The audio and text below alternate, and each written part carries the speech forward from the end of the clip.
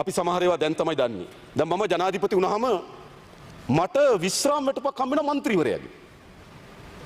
කලින් අයටත් හම්බෙලා හොඳයි. ඒ කියන්නේ ජනාධිපති වැටුපට අමතරව මට മന്ത്രിවරයාගේ විශ්‍රාම වැටුප හම්බ වෙනවා. මම අද ලියුමක් දුන්නා മന്ത്രി විශ්‍රාම වැටුප මට එපා. පටන් ගන්න ඕන මේ රට ආදන්න මතක තියාගන්න. මේ සැඟවුණු ආදායම කොතනකවත් කවුරු හෝ කෙනෙක් දැනන් හිටියද? മന്ത്രിවරයා ජනාධිපති වුණාට පස්සේ එයාට മന്ത്രിවරයාට හිමි විශ්‍රාම වැටුප හම්බ වෙනවා. ජනාධිපති වැටුපත් හම්බ වෙනවා.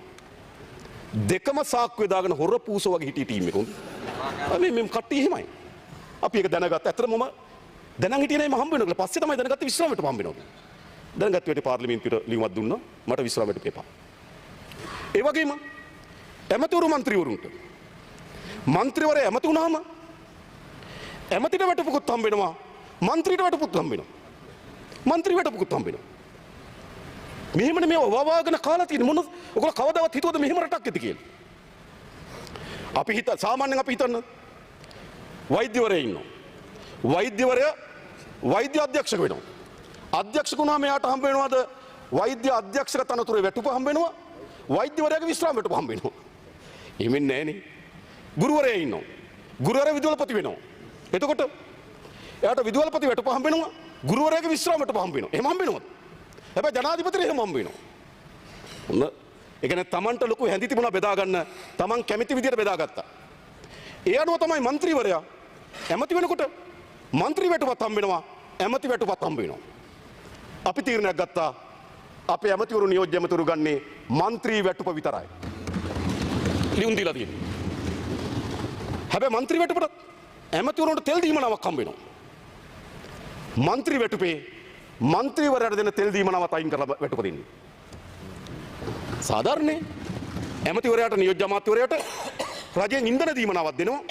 ඒ ඉන්ධනාම දීමනාව දෙන ගමන් മന്ത്രിවරයාට ආ ඉන්ධන දීමනාවක් දෙනවා. කැත නැද්ද මේව මේ රටේ? නේ අපි മന്ത്രിවරයාට නියෝජ්‍ය අමාත්‍යවරයාට හිමි ඉන්ධන දීමනාව ගන්නවා. മന്ത്രിවරයාට හිමි වැටුපෙදී ඉන්ධන දීමනාව අයින් කරන්න. සාධාරණ වෙන්න ඕන මේ රටක් හදන්න. අපි කැපකිරීම කරලා තියෙනවා.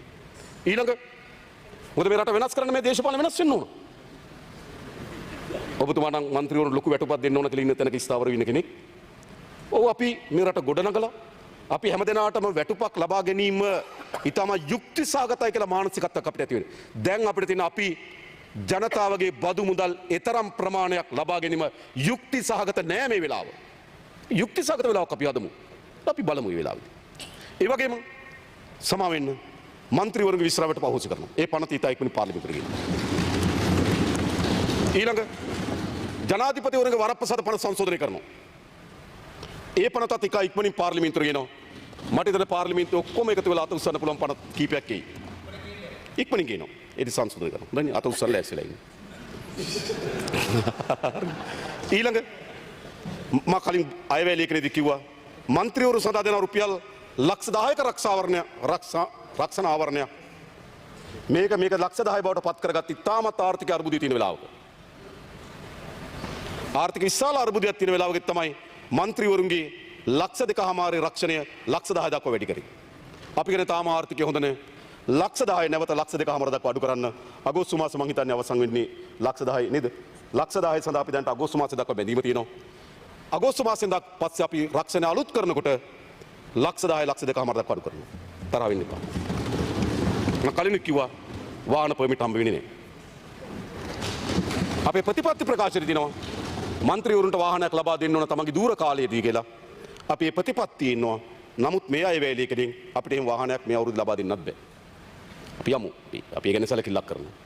ඊළඟ ගත්තොත් අපි අමාත්‍යවරු ප්‍රමාණය 21කට අඩු කරලා තියෙනවා. නියෝජ්‍ය අමාත්‍යවරු ඊට සරල ලෙස අපි ගොඩනගලා තිබෙනවා. අමාත්‍යවරුන් ලබා දෙන නිවාස ආරම ඔක්කොම අයින් කරලා තියෙනවා. මොකක් වෙනින්ද මේ?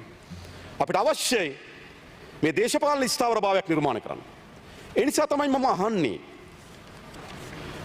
එතකොට മന്ത്രിවරුන් දේශපාලන අධිකාරිය මේ රට කොට නැගීම සඳහා යම් කැපකිරීමක් කිරීමේ ආදර්ශ දෙනවා නම් මම හිතනවා රාජ්‍ය සේවකයන්ට ඒ සඳහා සූදානම් විය යුතුයි. එහෙම නැතුව අභිමානය වගේ චූටිය වගේ පැටලි ප්‍රශ්න කරන්න එපා.